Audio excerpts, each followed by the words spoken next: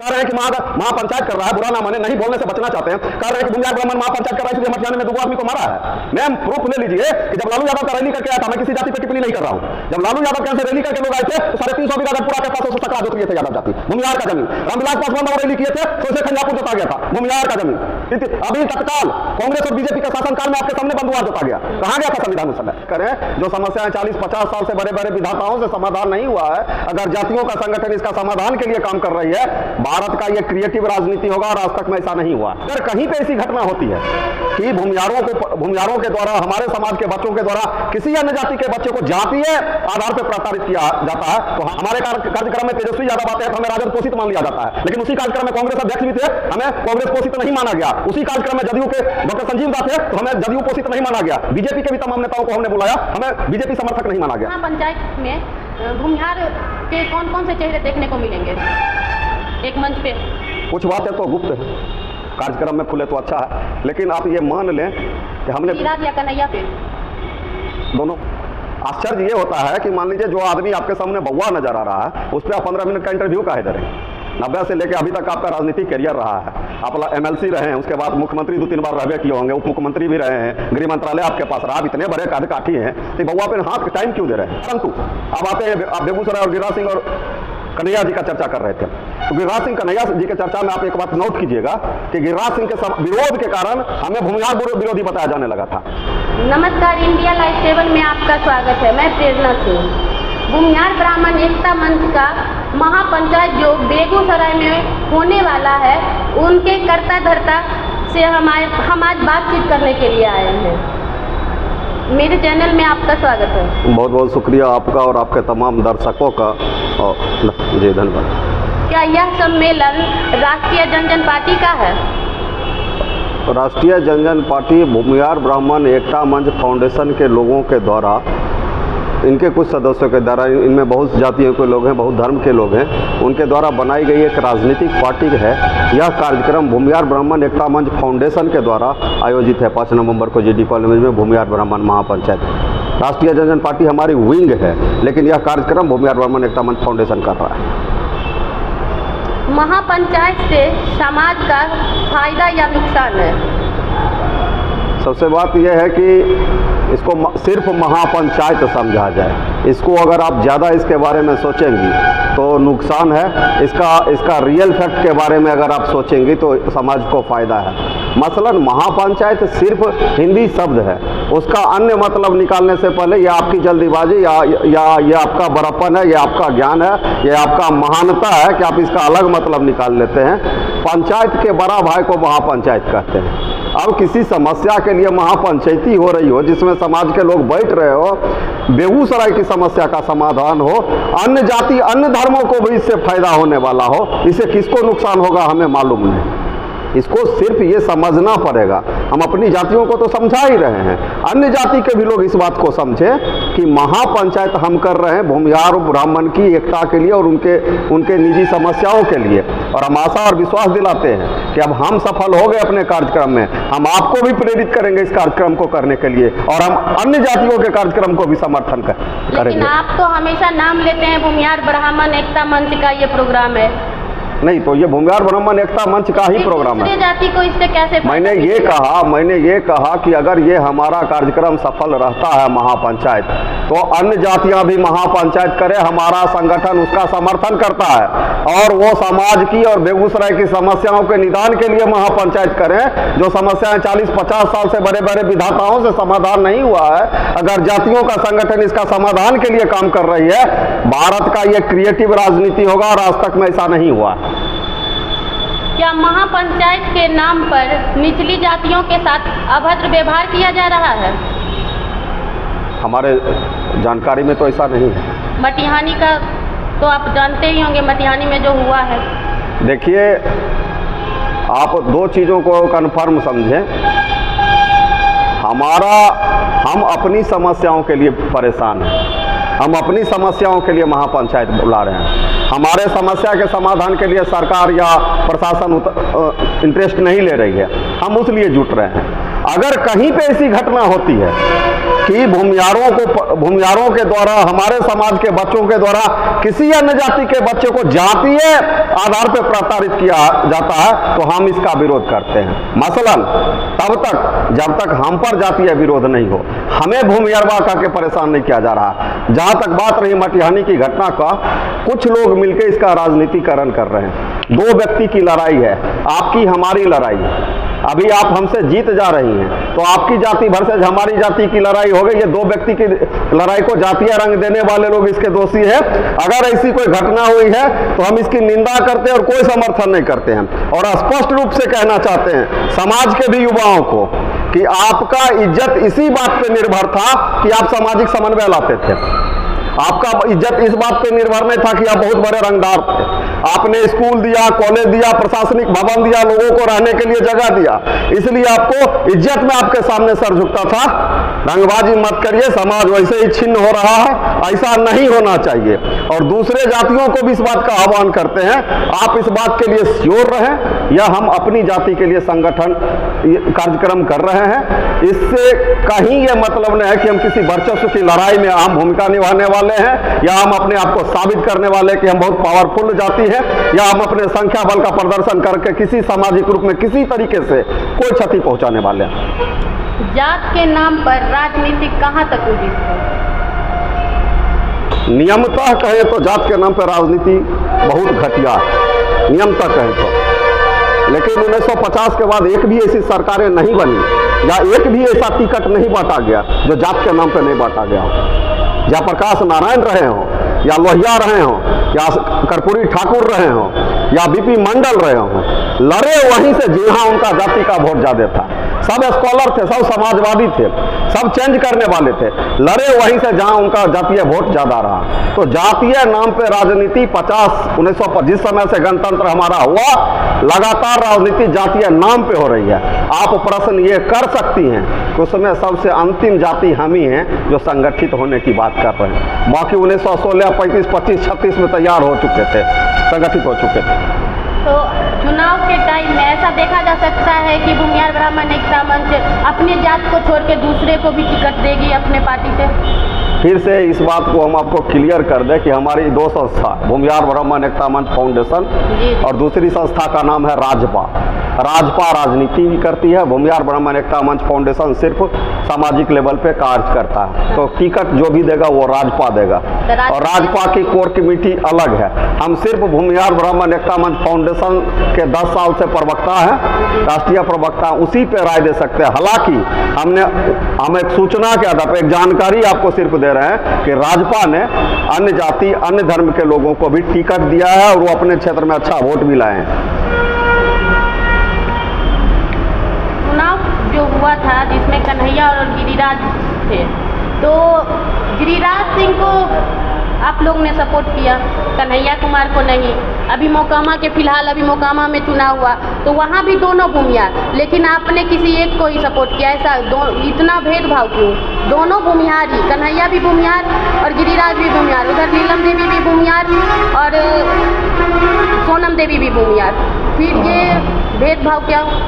देखिए, एक उदाहरण हम आपको दे रहे हैं। किसी व्यक्ति ने भोज आयोजित किया, भोज, उसमें कोई खा के मर गया तो खा के मरने वाला का गलती कम होगा, भोज आयोजन करने वाले की गलती होगी। उदाहरण का मतलब समझिए, भूमिहार ब्राह्मण एकता मंच फाउंडेशन है, इसमें कुछ लोग ऐसे भी होंगे जो कांग्रेस से समर्थन रखते हों, कुछ लोग ऐसे भी होंगे जो कम्युनिस्ट विचारधारा को मानते हो, कुछ लोग ऐसे भी होंगे जो असगरुद्दीन ओवैसी जी को भी मानते हो, कुछ लोग ऐसे भी होंगे जो राजद को मानते हो, कुछ लोग ऐसे होंगे जो बीजेपी समर्थक हैं। इस मामले में हम कोशिश करते हैं कि हम तटस्थ रहें, किन्हीं का समर्थन नहीं दें। परंतु अब आते हैं, आप बेगूसराय और गिरिराज सिंह और कन्हैया जी का चर्चा कर रहे थे, तो गिरिराज सिंह कन्हैया जी के चर्चा में आप एक बात नोट कीजिएगा कि गिरिराज सिंह के विरोध के कारण हमें भूमिहार विरोधी बताया जाने लगा था। कन्हैया कुमार के विरोध के कारण भी हमें भूमिहार विरोधी बताया जाने लगा था। तो हमारा एक तबका ने गिरिराज सिंह का समर्थन किया था और एक तबका ने कन्हैया कुमार का समर्थन किया था। उधार पे आप उदाहरण पे आप देख लीजिए कि जलेवार संघ ने कन्हैया कुमार के समर्थन में सबसे आगे आके स्टेटमेंट दिया था कि हम कन्हैया कुमार का समर्थन करेंगे। इससे बेगूसराय के भूमिहारों में एक विकराल फुट भी पड़ी थी। अब उदाहरण आप मोकामा का ललन सिंह वर्सेस उनका ले लें, अनंत सिंह का ले लें। देखिए हमारे लिए एक अजीब विडंबना हो जाती है, अजीब सिचुएशन हो जाता है कि हमारे सामने जो दो व्यक्ति लड़ रहे हैं वो दोनों हमारी जाति से, हम राजनीतिक समर्थन किनका करें? हमारे यहाँ विडंबना है, अगर नहीं समर्थन कर रहे फिर भी मौन रूप में हमें विरोधी मान लिया जा रहा है, समर्थन कर रहे फिर भी हमें समर्थक मान लिया जा रहा है। हमारे कार्यक्रम में तेजस्वी यादव आते हैं तो हमें राजद पोषित मान लिया जाता है, लेकिन उसी कार्यक्रम में कांग्रेस अध्यक्ष भी थे, हमें कांग्रेस पोषित नहीं माना गया। उसी कार्यक्रम में जदयू के डॉक्टर संजीव दा थे तो हमें जदयू पोषित नहीं माना गया। बीजेपी के भी तमाम नेताओं को हमने बुलाया, हमें बीजेपी समर्थक नहीं माना गया। तो कुछ कैटेगराइज करने वाले लोग हमको उठा के कभी राजद का समर्थक बना देते हैं, कभी इंडिया का समर्थक बना देते हैं, कभी बीजेपी की समर्थक बना देते हैं। हमारे पास हमारी अपनी बहुत समस्याएं हैं, हम उस समस्याओं से बाहर अगर निकल जाएं तभी हम कोई राजनीतिक शब्द कर पाएंगे, राजनीति का वर्ग निकाल पाएंगे। अगर हम उससे पहले कोई राजनीतिक शब्द निकाल रहे हैं तो हम भी गैर जिम्मेदार हैं, और जो हम पे इल्जाम लगा रहे हैं वो भी गैर जिम्मेदार हैं। हमने अपने फ्रेह लिस्ट 100, 200, 300, 500 के प्रॉब्लम में 5 समस्याओं का आज तक में निदान नहीं कर पाया। कोशिश कर रहे हैं, पसीना निकल रहा है, हमको कहाँ फुर्सत है कि कौन नरेंद्र मोदी और कौन सोनिया गांधी। हम बेगूसराय में उलझे हुए मैम। इस महापंचायत में भूमिहार के कौन कौन से चेहरे देखने को मिलेंगे एक मंच पे? कुछ बातें तो गुप्त हैं, कार्यक्रम में खुले तो अच्छा है, लेकिन आप ये मान लें कि हमने गिरिराज या कन्हैया पे दोनों माननीय हैं, गिरिराज बाबू या कन्हैया जी। हम सबको इनविटेशन दे रहे हैं। हम इस बात का निंदा करते हैं कि एक छोटी कम्युनिटी जिसकी संख्या ऑलरेडी अल्पसंख्यक हैं, उसमें हम बिरादरी वाइज, गोत्र वाइज, कद वाइज, बरघरी, छोटगरी, बड़का बाभन, छोटका बाभन हो गए, भारद्वाजी हो गए, सांडिलियाई हो गए, बत्स, इन सारे में विभक्ति नहीं चाहते हैं। अभी प्रकरण ये चल रहा है कि भूमिहार में भी ST, SC, OBC या माइनॉरिटीज होने लगे हैं। ये बड़का घर छथुन, नए थुन, ये सारी प्रक्रिया होने लगी है। हम इससे बाहर जा रहे हैं। हम एक गरीब आदमी जिसका झोपड़ी है, भैंस चरा रहा है, उसको अभी गोर छू के उसको जनऊ दे रहे हैं और काट दे रहे हैं जाके, और उसी घर में हरा पीला मकान जो बड़ा बाबू का उनके पास भी गोर छू के जनऊ दे के काट देने जा रहे हैं कि अपने अपने का कार्यक्रम है। उसमें हम गिरिराज बाबू के पास भी एकदम चरण बंदन करके जाएंगे, कन्हैया बाबू के भी पास चरण बंदन करके जाएंगे। हमारा ये कोई मनसा नहीं है कि हमारे स्टेज पे गिरिराज बाबू आए, इस बार बेगूसराय का टिकट हमें दिला के सांसद बना ले, अगला साल हम प्रधानमंत्री बन जाए, ऐसा कोई इच्छा नहीं है। सिर्फ भूमिहार ब्राह्मण महापंचायत बेगूसराय के लिए हम लोग कॉन्शियस हैं। रामबदन राय के आपकी प्रति जो प्रक्रिया है उस पर क्या कहना चाहते हैं? देखिए क्या आश्चर्य होता है। रामबदन राय जी ने हमारे राष्ट्रीय अध्यक्ष माननीय आशुतोष कुमार जी को बउआ कहा। आश्चर्य ये होता है कि मान लीजिए जो आदमी आपके सामने बउआ नजर आ रहा है उस पर आप 15 मिनट का इंटरव्यू काहे दे रहे हैं? 90 से लेकर अभी तक आपका राजनीतिक कैरियर रहा है, आप MLC रहे हैं, उसके बाद मुख्यमंत्री 2-3 बार रहबे किए होंगे, उप मुख्यमंत्री भी रहे हैं, गृह मंत्रालय आपके पास रहा, आप इतने बड़े काठी हैं तो बउआ पे हाथ टाइम क्यों दे रहे हैं? लेकिन रामबदन जी जहाँ से बउआ से निकले थे और जो उंगली पकड़ के 13 साल में दोबारा वो ट्राई कर रहे हैं। आशुतोष कुमार जब जवान हो जाएगा ना, अगर बउआ है तो जब जवान हो जाएगा तो परेशानी क्रिएट कर देगा लोगों के लिए। इसलिए बउआ को दुलारे से रखना है, प्यारे से रखना है। उन्होंने तर्क दिया कि जब मैं MP बनूंगा, जब मैं MP बनूंगा, जब मैं MP बनूंगा, जब मैं MP बनूंगा। उनके तर्क में 19 बार यही लाइन है कि जब मैं यहाँ से MP चुना जाऊंगा तब गरीब गुरबाओं को बैठने के लिए सोफा दिया जाएगा, उनके पीछे सबसे पीछे भूमिहारों के लिए जगह होगी। महाराज अभी तक दिए हैं सोफा किसी को कि सोफा का निर्माण 2023 में हुआ है, आज से पहले किसी को सोफा नहीं दिए हैं, कोई गरीब गुरबा को बसाए हैं। इन लोगों के पास अपना तथ्य कहने के लिए कुछ नहीं है। प्रोग्रेसिव बेगूसराय, डेवलप्ड बेगूसराय, आपको जानकारी हो मोहतरमा कि बेगूसराय अभी बिहार का सबसे बड़ा इंडस्ट्रियल जोन है। उस पर 12% वेलफेयर टैक्स आने चाहिए, जिससे लोगों के आसपास के लोगों का निदान हो, लाइफ डेवलप लगे। आप मेन मार्केट घुस जाइए, कहीं घुस जाइए, ये रोड देख लीजिए, जिंदगी का पहला फ्लाईओवर बेगूसराय पाया है। 40 साल से काबर लटका हुआ है, यहाँ रमदिरी आपको दिरा लटका हुआ है, पूरा फरकिया फंसा हुआ है। इनमें से किसी का एक एक्टिविटी आज तक में नहीं हुआ। 1953 से बरौनी हसनपुर प्रस्तावित लाइन पड़ा हुआ है, इनमें से किसी का चौवा नहीं हिला है। ये सब भचर हड्डा पुल तक करता है, उसके बाद पहले बस पकड़ के पटना में लोग आपको रेंगते मिलेगा। हम कह रहे हैं कि भूमिहार ब्राह्मण महापंचायत किसी जाति के विरोध में नहीं है, किसी धर्म के विरोध में नहीं है, किसी संप्रदाय के विरोध में नहीं है। हम अपनी निजी समस्या के लिए जम रहे हैं। इसके लिए संविधान हमको आदेश देता है कि हम संगठित हो सकते हैं, बैठ सकते हैं एक जगह। जब कह रहे हैं मानने में क्या दिक्कत है? भूमिहार मानेंगे नहीं, भूमिहार उनके अनुसार कहने से चलते हैं। That's it. वो अपने औकात में लोगों को समझाएं, हम अपने औकात में लोगों का पैर पकड़ रहे हैं, उनके बीच जा रहे हैं। ऐसे स्टेटमेंट से बचना चाहिए। अगर राजनीति करते हैं और स्वच्छ राजनीति चाहते हैं, वो कह रहे हैं कि हम कर्पूरी के चलाएं, गारंटी देते हैं। आधार कार्ड जाके देखिए, जिस समय कर्पूरी यादव मर गए होंगे उस समय 6ठा तो 7वां में होगा। ये कर्पूरी के चलाएं। कर्पूरी को कौन उठा के फेंका, सत्ता से वो पता करवाइएगा। भोला पासवान शास्त्री को कौन उठा के फेंका, सत्ता से वो पता करवाइएगा। समर्थन में विनोदानंद झा था, सवार नहीं था। बेकार की बातें ये सारी। तो इसको भी आप पॉजिटिव वे में लेके चलना चाह रहे हैं? क्यों नहीं। हम वापस में हम कह रहे हैं कि बेगूसराय भूमिहारों का बहुल क्षेत्र है, यहाँ भूमिहार ज़्यादा है। बेगूसराय भूमिहारों की राजधानी तथाकथित कही जाती है यहाँ। लेकिन बेगूसराय का एक रिकॉर्ड है, शायद आपके भी जहन में नहीं होगा, हमारे जहन में तो है ही नहीं। बेगूसराय का एक रिकॉर्ड है कि बेगूसराय में आज तक में सांप्रदायिक और जातीय दंगा नहीं हुआ है। मैं छिटपुट घटनाओं को इग्नोर करता हूँ। मतलब बेगूसराय के लोग जो बहुल है वो दंगा नहीं होने दे रहा है। इसको भूमिहार राज समझिए। जो बहुल है लड़ने नहीं दे रहा, अपने नहीं लड़ रहा, आपको भी लड़ने नहीं दे रहा है। कह रहे हैं कि महापंचायत कर रहा है, बुरा ना माने, नहीं बोलने से बचना चाहते हैं। कह रहे हैं कि भूमिहार ब्राह्मण महापंचायत कर रहा है इसलिए मटियाने में 2 आदमी को मारा है। मैम प्रूफ ले लीजिए कि जब लालू यादव का रैली करके आया था, मैं किसी जाति पे टिप्पणी नहीं कर रहा हूँ, जब लालू यादव के यहाँ से रैली करके लोग आए थे तो 350 बीघा गढ़पुरा के पास उसे सकड़ा जोत लिए थे यादव जाति, भूमिहार का जमीन। रामविलास पासवान बाबू रैली किए थे तो उसे खंजापुर जोता गया था, भूमिहार का जमीन। अभी तत्काल कांग्रेस और बीजेपी के शासनकाल में आपके सामने बंदुआर जोता गया। कहाँ गया था संविधान उस समय? तो आपने रैली की, आप चढ़ के जमीन जोत लिए।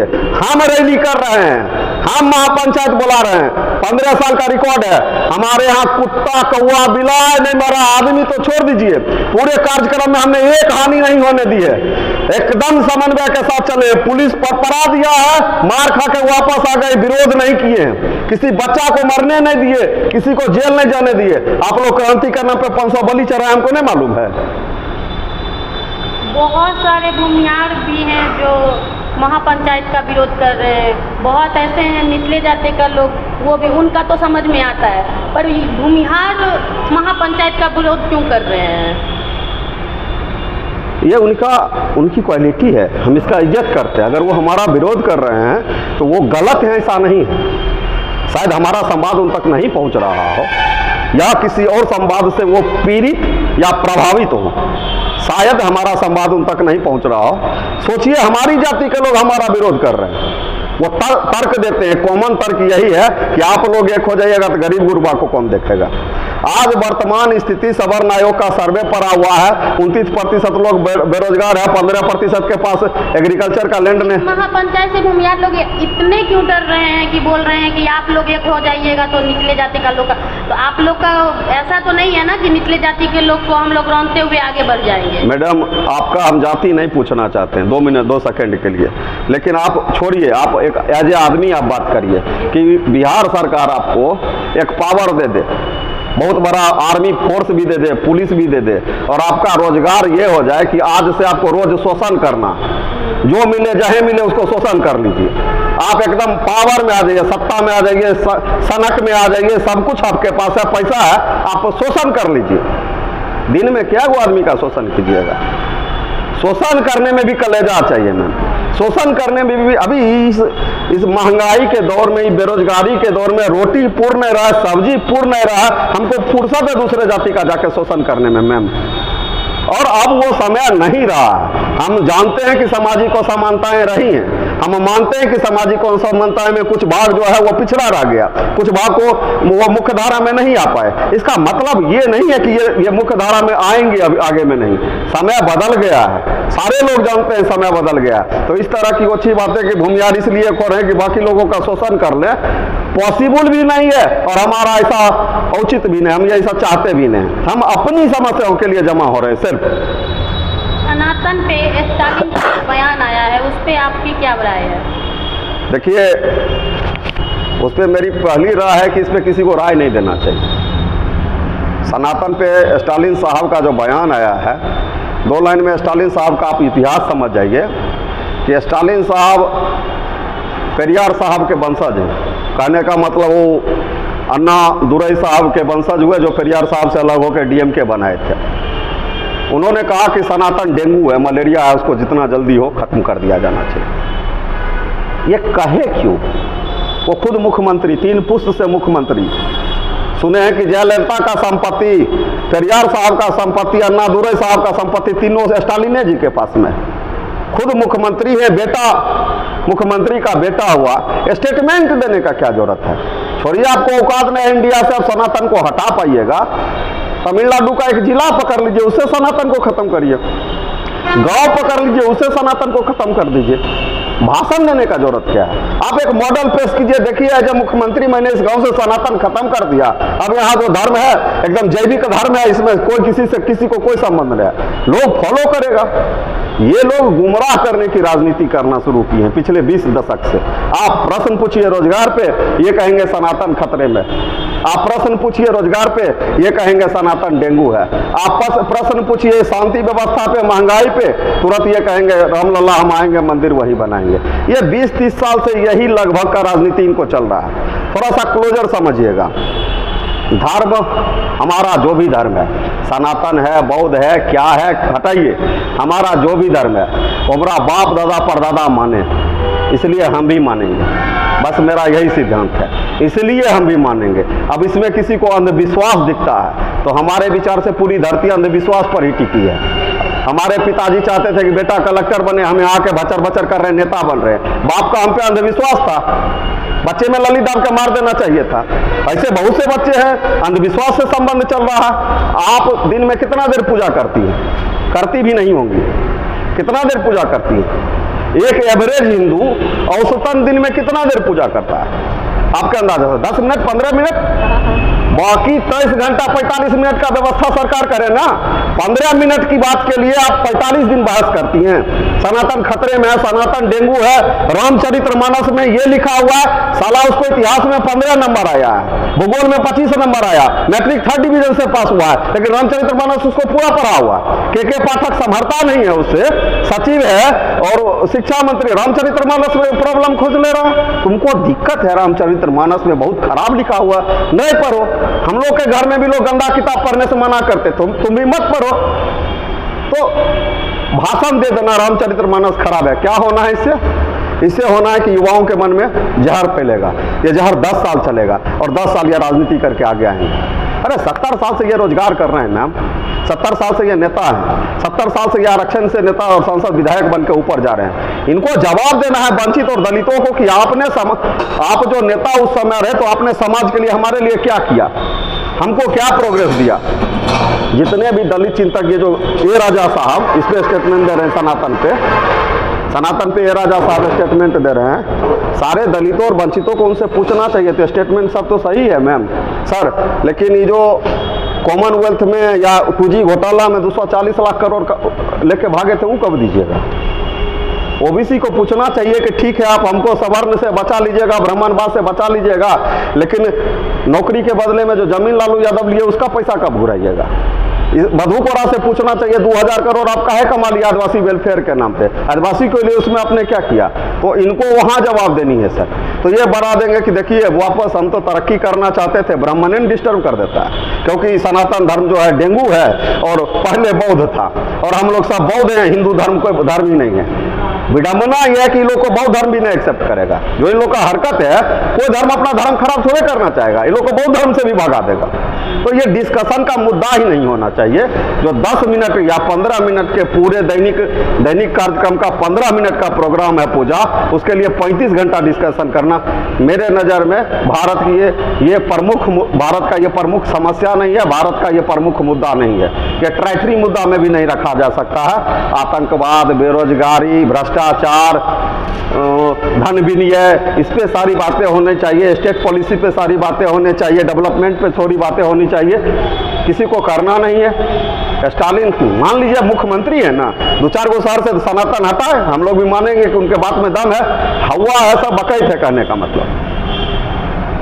आपने अपना कीमती टाइम हमारे चैनल को दिया, इसके लिए बहुत बहुत धन्यवाद। आप बहुत बहुत आपका भी धन्यवाद।